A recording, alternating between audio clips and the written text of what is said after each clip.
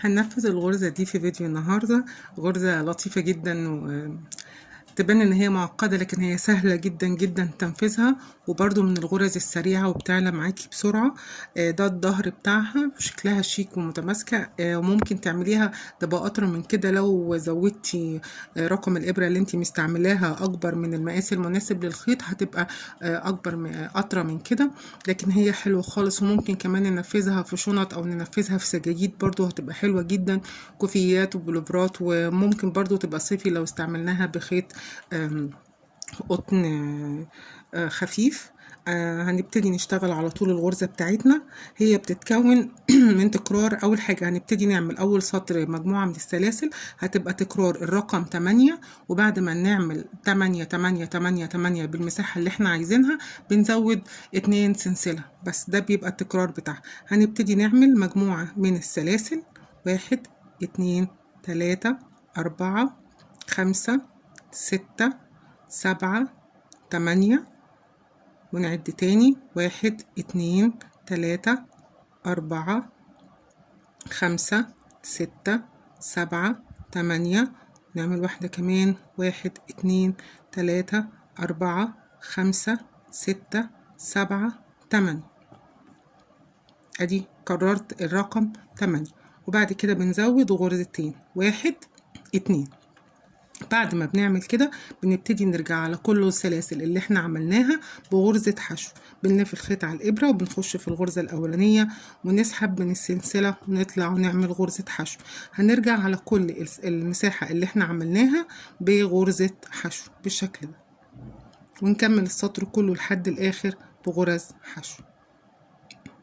هكمل السطر غرز حشو ونرجع. كملت السطر كله بغرز حشو لحد اخر السطر بتاعنا كله غرز حشو كده. هبتدي اشتغل بقى، اسس الغرزة بتاعتي. هرتفع سلسلة واحدة كده وهلف الشغل بتاعي من ظهره. اول غرزة انا طالعة فيها بالسلسلة اهي، هخش فيها من تحت الحلقتين وهسحب الخيط وهعمل اول غرزة غرزة حشو. اول غرزة معانا من مكان ما انا طالعة عملت غرزة حشو. بعد كده هلف الخيط على الابرة وهعد 1 2 3 غرز، هسيب 3 غرز، ادي 1 2 3. وهاجي في الغرزة رقم 4 وهسحب الخيط وهعمل عمود بلف. في نفس الغرزة اللي انا طلعت منها دي هعمل فيها كلها كده، هيبقوا عددهم 7 غرزة عمود بلف في نفس الغرزة. 1 2 3 عمود بلفة، لف الخيط على الإبرة وهدخل في نفس المكان. 4 عمود بلفة، هلف الخيط على الإبرة واخش في نفس المكان، هسحب الخيط واطلع من حلقتين ومن حلقتين. 5 عمود بلفة، هلف الخيط على الإبرة واخش في نفس المكان وهسحب الخيط وهطلع من حلقتين ومن حلقتين. كده معانا 6 عمود بلفة. هلف الخيط على الإبرة واخش في نفس المكان وهسحب الخيط وهطلع من حلقتين ومن حلقتين. بقى معايا 7 عمود بلف، 1 2 3 4 5 6 7 عمود بلف. يبقى عملنا في الأول خالص سلسلة غرزة حشو، وعدينا 1 2 3 غرز سبناهم، وفي الغرزة رقم 4 عملنا 7 عمود بلف. هعد تاني، 1 2 3 غرز، 1 2 3 غرز هسيبهم وهخش في الغرزة رقم 4 هعمل غرزة حشو. اخش تحت الحلقتين كده وهسحب وهعمل غرزة حشو بالشكل ده. ودايما بنشتغل في الغرزة رقم 4. هكرر، هلف الخيط على الإبرة وهعد 1 2 3 غرز هسيبهم، وهاجي في الغرزة رقم 4 هدخل فيها تاني وهعمل 7 عمود بلفة. 1 2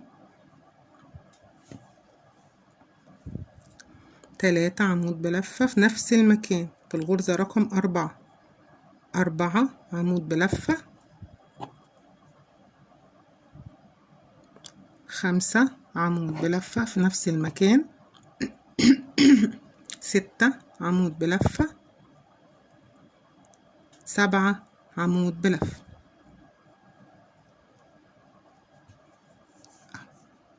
7 عمود بلف. وهكرر برضو، هعد 1 2 3 غرز، هسيب الغرزة 1 2 3، ودايما شغلنا كله في الغرزة رقم 4. هخش في الغرزة رقم 4 هعمل غرزة حشو وهلف الخيط على الإبرة وهعد 1 2 3، وهاجي في الغرزة رقم 4 وهعمل برضو 7 عمود بلف. ادي 1 2 عمود بلف، 3 عمود بلف، 4 عمود بلف، 5 عمود بلف،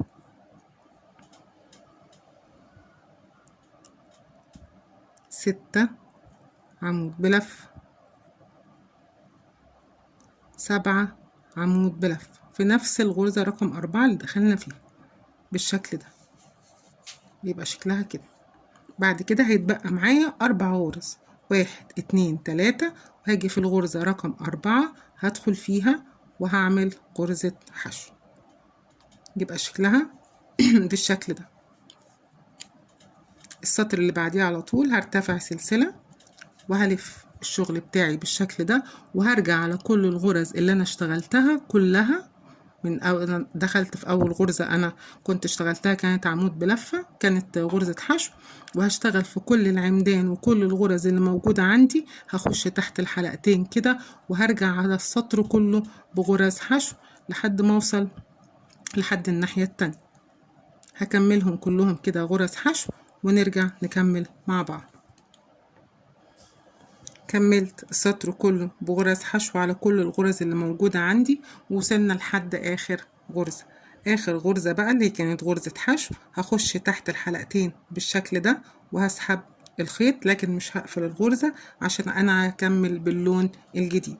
عاملة له غرزة حلقة البداية كده، وهدخل الخيط مع الحلقتين كده وهعمل سلسلة وهلف الشغل من الناحية التانية. طيب احنا بادين اهوت السطر بغرزة حشو، هنعملها غرزة حشو تحت الحلقتين. هخش في نفس الغرزة اللي انا طالعة منها تحت الحلقتين كده وهعمل غرزة حشو. تمام. ناخد الخيط ده معايا عشان يبقى الشغل نضيف. اخش كده في غرزة الحشو اللي عندي الاولانية شد الخيط بس عشان نأمن شغلنا، وهخش في غرزة الحشو الاولانية عندي كده تحت الحلقتين وهسحب الخيط وهعمل غرزة الحشو. عندي بعد كده ال7 عمود بلفة اللي انا كنت شغالاه، هشتغل عليهم كلهم غرزة حشو عادي خالص. هخش تحت الحلقتين كده واسحب الخيط واطلع بغرزة حشو عادي خالص. اول غرزة احنا عملناها غرزة حشو، ادي 1 2 3 4 غرز حشو على العمدان، 5 غرزة حشو، 6 غرزة حشو، 7 غرزة حشو. تمام كده. ابتدينا بغرزة الحشو في غرزة الحشو الأولانية، وادي 1 2 3 4 5 6 7، وهاجي في الغرزة رقم 8 هلف الخيط على الإبرة وهدخل تحت هنا اهو تحت الغرزة كأني هعمل غرزة غرزة عمود بلف عادي. هلف الخيط على الإبرة كده وهدخل من الغرزة اللي تحت دي، هسحب الخيط وهطلع بيه لفوق وهعمل هنا العمود بلفة بتاعي فوق. والغرزة اللي انا اشتغلت قدامها العمود ده مش هشتغل عليها، هبتدي اشتغل في ال7 عمدان بعد كده. ادي 1 2 3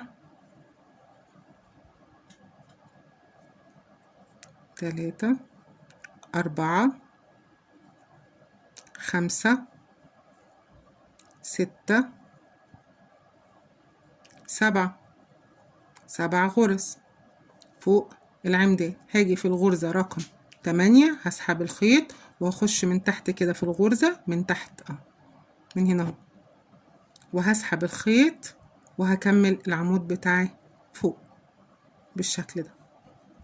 هاجي بعد كده هيقابلني ال7 عمدان هشتغل عليهم كلهم غرزة حشو، 1 2 3 4 5 6 7. ودي غرزة الحشو اللي كنا بادئين بيها، هنعملها برضو غرز حشو. ادي شكل الغرزة بتاعتنا، اتأسس الدور الاولاني. هرتفع على طول بنفس اللون بسلسلة وهلف الشغل على ظهره. هنا بقى في اخر في السطر دوت هشتغل في الحلقة الخلفية، يعني الغرزة بيبقى فيها حلقتين، الحلقة اللي قدام والحلقة اللي ورا. هخش في الحلقة الخلفية وهعمل السطر كله عبارة عن غرز حشو في الحلقة الخلفية.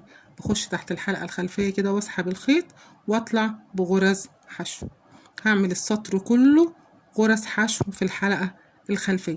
بخش كده تحت الحلقة الخلفية اهي وبسحب الخيط وبعمل غرزة حشو عادي، وبشتغل السطر كده كله في غرزة حشو في الحلقة الخلفية. وبعد كده هنكرر تاني نفس اللي عملناه في السطر الاولاني، بس انا هكرر معاكم السطر اللي جاي عشان في بس تركه كده في الاول اقول لكم هنعملها ازاي. وهكمل السطر كله غرزة حشو في الحلقة الخلفية ونرجع. كملنا السطر كله وصلنا لحد اخر غرزة ما كملتهاش عشان هغير اللون. هجيب اللون التاني الازرق اللي انا بادية بيه وهدخله تحت الحلقتين كده وهقفل عليه بسلسلة، وهرتفع فوق السلسلة دي 2 سلسلة كمان، يبقوا 3 سلاسل. هلف الشغل على ظهره. نفس الغرزة اللي انا طلعت منها ب3 سلاسل هلف الخيط وهخش هعمل فيها نفسها 4 عمود بلف. 1 2 3 4 عمود بلف. يبقى قفلت السطر، غيرت اللون، طلعت ب3 سلاسل، وفي نفس المكان اللي طلعت فيه ب3 سلاسل عملت 1 2 3 4 عمود بلف. هكرر بقى من هنا الشغل 1 2 3، وهاجي في الغرزة رقم 4 هدخل وهعمل غرزة حشو وهلف الخيط على الإبرة وهعد 1 2 3 4. هخش في 4 وهسحب الخيط وهعمل فيها 7 عمود بلف. 1 2 3 4 5 6 7 عمود بلف. وهعد تاني الغرزة اللي انا طالعة منها، هسيب 1 2 3 وهاجي في الغرزة رقم 4 هعمل غرزة حشو وهلف الخيط على الإبر. 1 2 3 4 1 2 3 ادي، واسيب 1 2 3 واجي في الغرزة رقم 4 هعمل 7 عمود بلف. 1 2 3 4 5 6 7. هاجي هعد 1 2 3 وهاجي في الغرزة الرابعة هعمل غرزة حشو وهلف الخيط على الإبرة وهاجي في الغرزة رقم 4 الأخرانية هدخل فيها 1 2 3 وهاجي في الغرزة الرابعة زي ما بديت ب4 عمود بلفة هنتهي فيها ب4 عمود بلف. 1 2 3 4 عمود بلف. وهكرر بقى من هنا نفس اللي احنا عملناه، هرتفع بسلسلة وهلف الشغل وهرجع هشتغل على كل الغرز اللي موجودة عندي بغرزة حشو، وفي اخر السطر هغير اللون وهحط اللون التاني وهشتغل على كل الغرز غرزة حشو باللون التاني وهعد 7 غرز. وفي الغرزة رقم 8 بعمل غرزة الحشو بغرزة العمود بلفة وبكمل الشغل بنفس الطريقة. هكمل السطر وننهي برضو مع بعض. كملت السطر وصلت لحد اخر سطر اهو، ومعايا في اخر غرزة هغير اللون، هاخد اللون التاني اهو وهسحبه في اخر غرزة تحت الحلقتين وهرتفع عليه بسلسلة وهلف الشغل في ظهره. هاجي همشي على كل الغرز بغرزة حشو. 1 2 3 4. خلينا فاكرين ان احنا ابتدينا السطر ده ب4 عمود بلفة، رجعنا عليهم ب4 غرزة حشو. هلف الخيط على الإبرة وهاجي في الغرزة رقم 5 هدخل تحت وهسحب الخيط وهكمل العمود بلفة بتاعي فوق، والغرزة اللي اشتغلنا عليها ما بنشتغلش فيها تاني. وهبتدي أعد 7، 1 2 3 4 5 6 غرز حشو، 7 غرز حشو. وهاجي في الغرزة رقم 8 هلف الخيط على الإبرة وهنزل فيها تحت وهسحب الخيط كأني بس مش هقفل العمود تحت، بسحب الخيط كده لفوق وبقفل العمود بتاعي فوق. وابتدي تاني 7، 1 2 3 4 5 6 غرز حشو، 7 غرزة حشو. وهاجي في الغرزة رقم 8 ودايما هي بتبقى مكان الغرزة الحشو اللي بتبقى في النص اللي نازلة لتحت دي. بريح ايدي كده وبسحب الخيط واطلع من حلقتين ومن حلقتين. فاضل عندي الأربع عمود بلفة الأخرانيين هشتغلهم 1 2 3 4 وبرتفع بالسلسلة وبلف الشغل على ظهره وهرجع على السطر كله بغرز حشو في الحلقة الخلفية، وكده يبقى السطر بتاعنا كله خلص. هكمله برضو ونرجع نشوف النتيجة النهائية ازاي. خلصنا السطر كله اهو، بيبقى شكل الغرزة كده. غرزة برضو بتكبر معانا بسرعة، ومع التكرار هتلاقيها ماشية معاكي العدد على طول شغالين. بس اهم ملحوظة يعني في الشغل ان خلي ايدك مريحة وانت بتشتغلي مع الغرزة دي بالذات، خلي ايدك مريحة عشان ما يبقاش فيه فواصل هنا كبيرة وما تبقاش القطعة لما على بعضها. لا، اشتغلي حتى لو ايدك انت شادة في الشغل استعملي ابرة اكبر من مقاس الابرة المناسبة للخيط بنص درجة على الاقل لو انت ايدك في الشغل شادة. لكن لو غير كده غرزة جميلة وحلوة خالص، ممكن ننفذ لها تطبيقات كتيرة وبتكبر بسرعة. يعني انا دي ما خدتش معايا مثلا ربع ساعة وكان الحجم ده كله خلصان، مش بس لان انا بشتغل يعني على طول في الكروشيه، بس لان هي فعلا غرزة سهلة وبتخلص بسرعة مع التكرار. يعني اول سطرين كررتيهم هنا عشان عملنا 7، هنا بنبتدي ب4 7 4 7 4 بتظبط معانا وبتطلع معانا حلو. كانت غرزة جميلة، وده الفيديو بتاعنا النهاردة وده تطبيق الغرزة. اشتغلوا ونفذوا، لو في اي كومنتات سيبوها لي في الكومنتات وانا هرد عليها.